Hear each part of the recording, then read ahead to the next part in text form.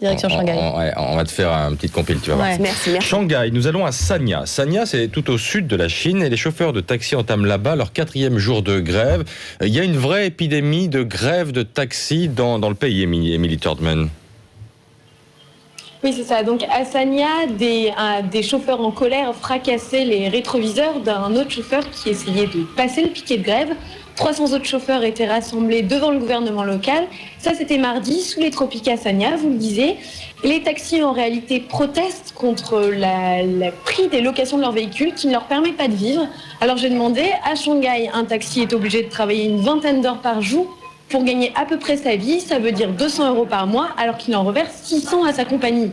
Tout a commencé à Chongqing, c'est très loin de Sanya, c'est dans le centre du pays. Le 3 novembre, 9000 taxis se sont mis en grève, une centaine de voitures ont été détruites et ils ont en partie gagné gain de cause et ils ont repris la route. Même histoire à Yongden, dans le Gansu, dans le centre du pays. 160 taxis ont repris la route aussi hier. Alors le problème est ancien et généralisé.